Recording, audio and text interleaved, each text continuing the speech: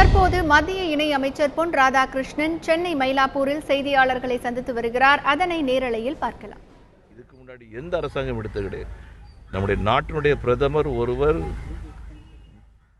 தமிழ்நாட்டு மீனவர்கள், இந்திய தமிழ் மீனவர்கள் மீது அக்கறை கொண்டிருக்கிறார்னு சொன்னால் இதுக்கு முன்னாடி எந்த பிரதமரும் கிடையாது. பிரதமர் நரேந்திர மோடி அவர்கள் மட்டும்தான். அதை ஏற்றுக்கொண்டு தான் அந்த மக்கள் இன்னைக்கு தன்னுடைய போராட்டத்தை கைவிடுறாங்க. இன்னைக்கு மாலையில் இறுதிச் சடங்கு வச்சிருக்கிறாங்க. துப்பாக்கி சூடுக்கு இதுவரைக்கும் மத்திய அரசு எந்த விதமான கண்டனமும் வரவே இல்லை. மீனவர் விவகாரத்தில் மாற்றான் தாய் மனப்பான்மைகளுக்கு செயல்படுறதாக எதிர்க்கட்சி தலைவர் ஸ்டாலின் குற்றச்சாட்டு முன் வச்சிருக்காரு. 500 பேர் சாகிறதுக்கு யார் காரணம்? அரசியல் நடத்துக்கு பேசல. இவங்களுக்கு அங்கே போய் பேசுறதுக்கு என்ன அருகதை இருக்குது? திராவிட முன்னேற்ற கழகத்திற்கோ காங்கிரஸுக்கோ என்ன அருகதை இருக்குது? 500 பேர் கொல்லப்பட்ட நேரத்தில் ஏதாவது ஒரு மத்திய அமைச்சர் அந்த அரசாங்கம் கண்டிக்க வேண்டாம். 12 மத்திய அமைச்சர்கள் இருந்தாங்க. யார் போய் எட்டி பார்த்தாங்க? இவ்வளோ மரணங்களுக்கும் இவ்வளோ குழப்பங்களுக்கு யார் காரணம்?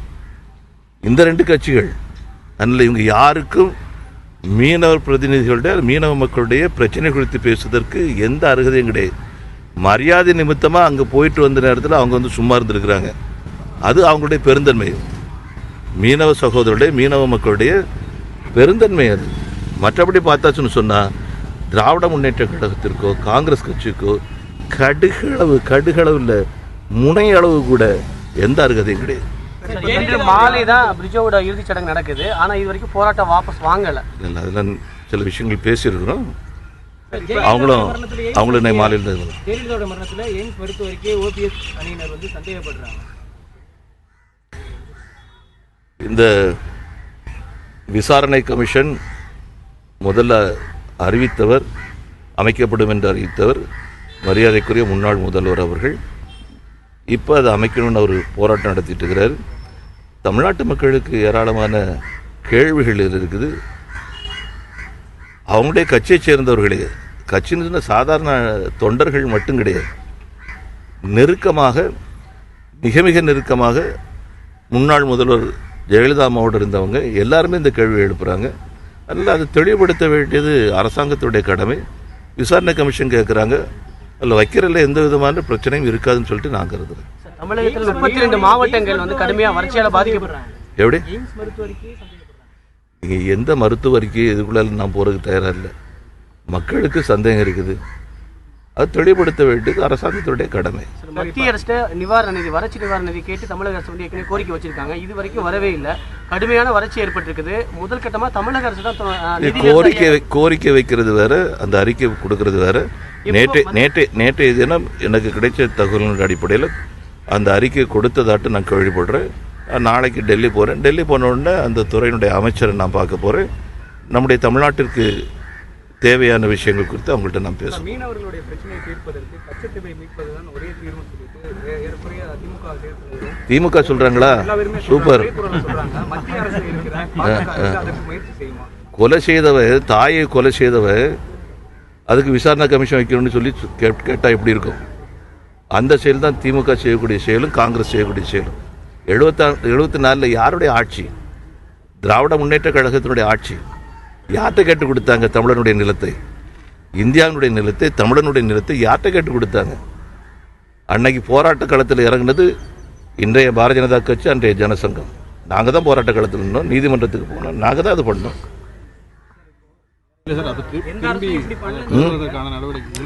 திரும்ப அதை சொன்னல, நீங்கள் வெண்டிலேட்டரில் போட்டிருந்தா காப்பாற்றக்கூடிய முயற்சி கொஞ்சம் ஈஸியாக இருக்கும்.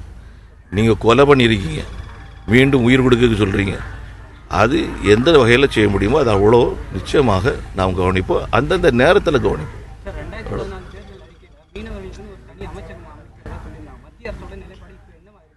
நிறைய விஷயங்கள் இருக்குங்க. இதில் பல புதிய துறைகள் ஆரம்பிக்கணும்னு பலவிதமான கோரிக்கைகள் வந்துகிட்டு இருக்குது. அது சம்பந்தமாக யோசித்து கட்டாயமாக அந்த சூழ்நிலைக்கு தக்கபடி முடிவெடுப்பாங்க. நாம் இப்போ இதுதான் அதுதான் சொல்கிறீங்களே. முதல்ல இந்த கோரிக்கை இருந்தது உண்மை, அதில் நம்ம மறுக்கலை. பாஜக தேர்தல் அறிக்கை ராமேஸ்வரத்தில் பிரச்சாரம் நாங்கள் மறுக்கலைன்னு சொல்கிறேன்ல, அப்புறம் என்ன? அவங்க தலைமையிலே பிரச்சாரத்திலே குறிப்பிட்டாங்க.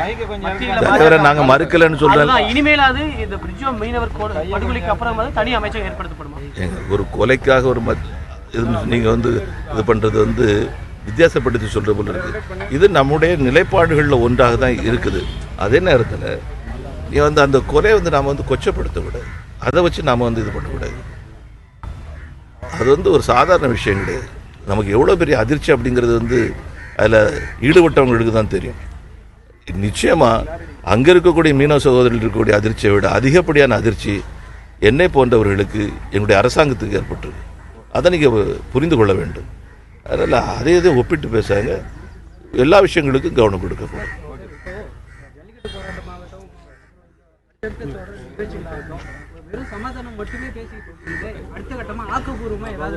இது ஆக்கப்பூர்வமா செய்யலை சொல்லுங்க. இல்லை நீங்க கேட்கக்கூடியது ஜல்லிக்கட்டுல ஆக்கப்பூர்வமா என்ன செய்யல? இது ஜல்லிக்கட்டு பிரச்சனையை கொண்டு வந்தது இதே காங்கிரஸ் திமுக. மீனவர் பிரச்சனை இவ்வளவு காம்ப்ளிகேட்டட் இதாட்டம் ஆக்குனது இதே காங்கிரஸ் திமுக. ஒவ்வொரு விஷயத்திலையும் ஏன் நெடுவாசல் யாரு? இந்த காங்கிரஸ் திமுக. எந்த குற்றச்சாட்டு இங்க நீங்க காட்டக்கூடாது. இன்னும் 10 வருஷத்துக்கு திமுகவுக்கும் காங்கிரஸுக்கும் பேசுறதுக்கு வாய்ப்பே கிடையாது.